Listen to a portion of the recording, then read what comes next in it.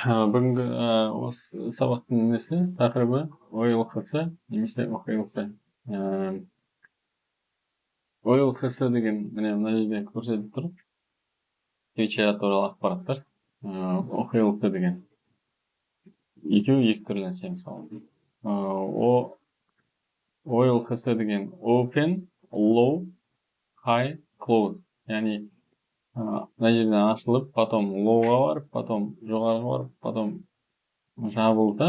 Ол бізде bullish candle, жаңағы бычий свеча. Яғни астынан ашылып, үстінен жабылып тұр. Ал оқиғасы деген мына жерден ашылды, highға барып, сосын lowға барып, сосын жабылды. Яғни үстінен ашылып, астынан жабылған үшін бізде ол bearish candle дейді, яғни медвежий свеча, красный свеча. Обычно трейдингте.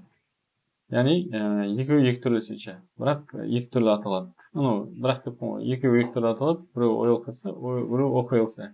Не үшін? Себебі свеча бізге төрт ақпарат береді. Яғни негізі бұны японец ойлап тапқан ғой, осы японский свеча дейді сол үшін. Себебі біз ақпараттарды қысу үшін да, мысалы, белгілі бір уақыт аралығында егер линейный сататын болсаң, өте үлкен данные керек. Сізге төрт ақ ақпарат керек сол ақпарат уақыт аралығында. Бірақ сізге линейный график үлкен болу керек та, чтобы бір сағат көріш, потому что өте көп данные болады бұл жерде. Соны сол уақыт аралығында сізге енді кейін трейдерлер жұмыс істегенде түсінгенде, сізге төрт ақ ақпарат керек екенін шандай. Егер подробный ақпарат керек болса, сіз таймфрейм ауыстырып түсіп қарайсыз да. Соның ішінде ашылу, жабылу, максимум қай жерге барады, минимум қай жерге барады. Осы төрт ақпарат.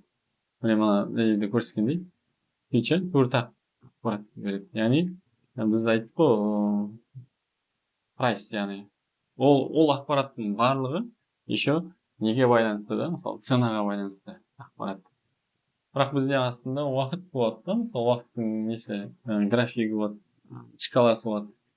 Уақыттың шкаласында определенный жүріп жатады деген сияқты. Біз бірақ көп жағдайда мына свечаға қараймыз да, свечада төрт түрлі ақпарат, төртеуі де ценаға қатысты ақпарат. Бізге SRT осы нәрсені толықтыруға көмек береді, яғни тайм деген нәрсені қосады да. Ал біз төрт ақпарат болса, мысалы, бізде анализ жасаған кезде төрт ақ данные болады. Төрт ақ данные болады, мысалы. Ашылу, несі деген сияқты. И сізде, мысалы, жыл ашылған кезде SRT білмесеңіз, сіз тек жылдың ашылған уақытын, ценасын ғана білесіз, уақытын білесіз де, болды. Қашан ашылды, қандай ценамен ашылды.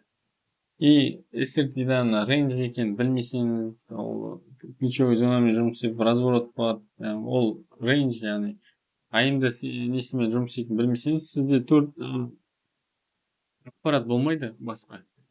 Мен кеше бір сабақта 26% дедім, 25%. Бірақ мына жерде қараңыздар, төрт ақпараттың екеуі ғана белгілі бізге. Ашылу уақыты, сосын ашылу ценасы.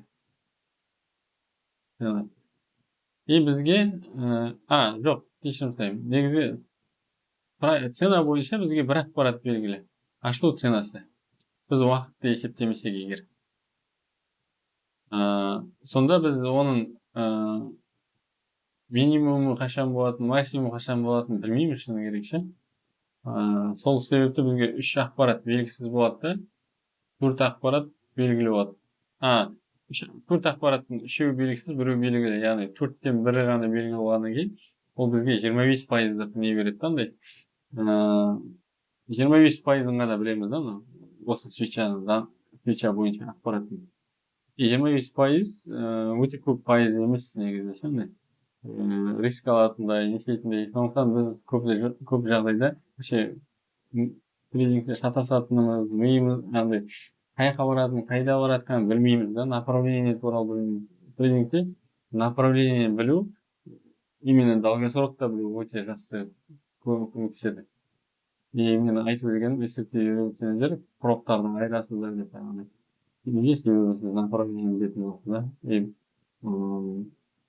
разработка уақыттарды біледі. Неге? Себебі SRT бізге уақытты ескеруде.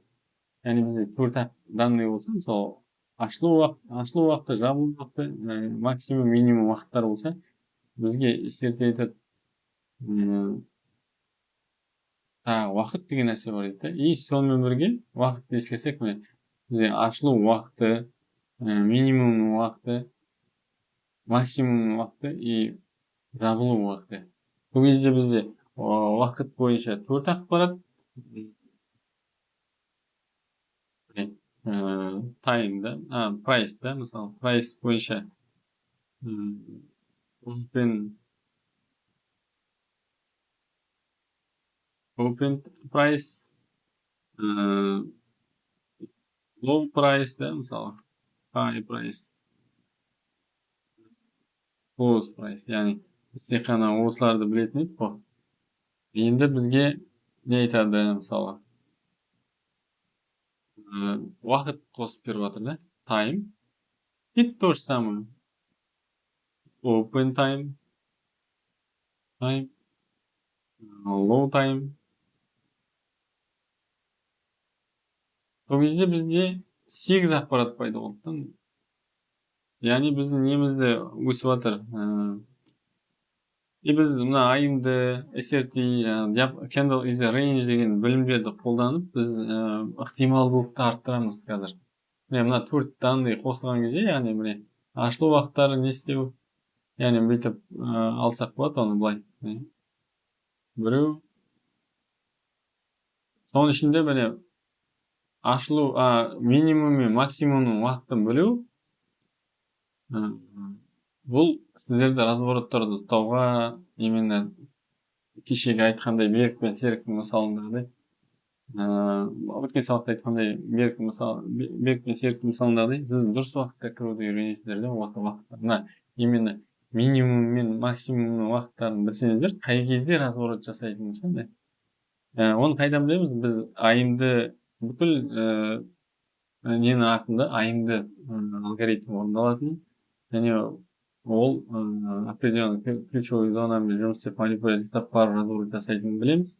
Еще әрбір свеча ол рейндж екенін білеміз да. Сол кезде рейндж мысалы сызған кезде бізде мысалы жыл басталды, біз оның мына ашылған уақытын білеміз, бір болды ма? Оның не уақытын білеміз? Ашылған ценаны білеміз, ашылған уақытты білеміз, жабылатын уақытты білеміз. Бізде уже 8 ақпараттың 4-еуі белгілі, 3-еуі белгілі. Так, міне цена белгісіз бізде, қай ценамен жабылатын. Яғни бізде мына жерге бүйтіп жазайыншы мысалы. Бізде мысалы open price-ті білетін едік тек.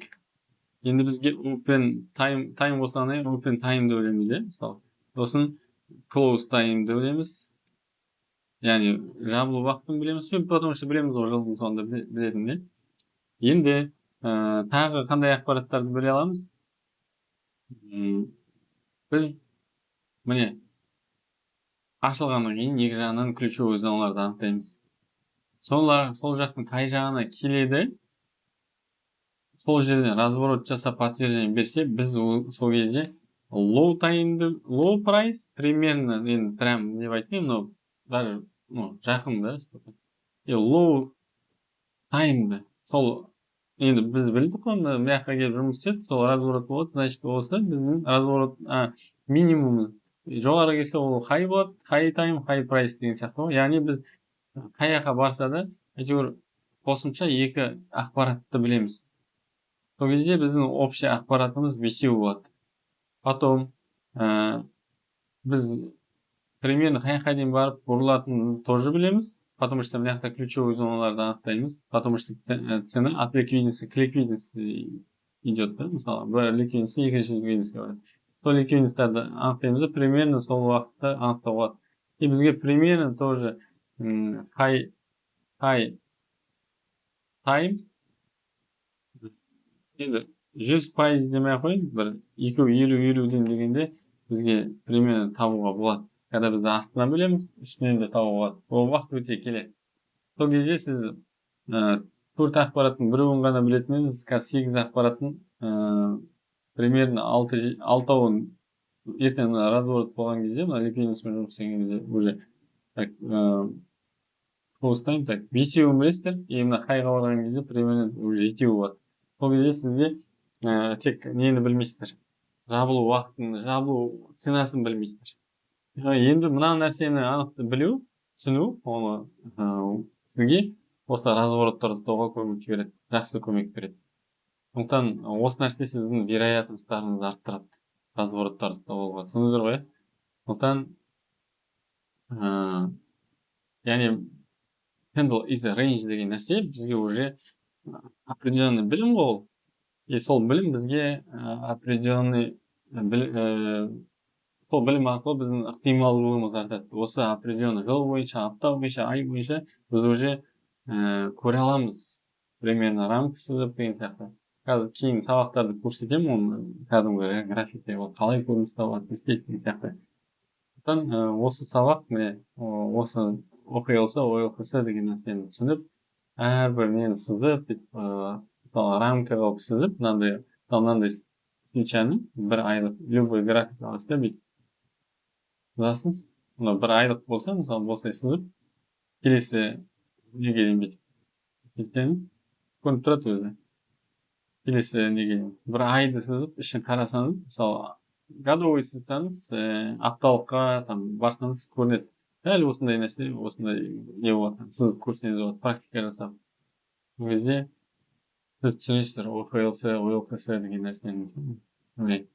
Кстати, OLKS, OKLS түсіну да осы қосымша IMD, Candle is a range, OLKS, OKLS деген нәрсені түсінгеннен кейін біз мынандай данныйларды түсініп, неміз ықтималдылығымыз артып тұрды. Бір жыл бойынша біз көптеген ақпаратты білеміз. И соның ішінде именно мына разворотный уақыттарды білу сізді өте жақсы результатқа алып келеді. Бүгінгі сабақ осы. Келесі тақырыпқа көшеміз.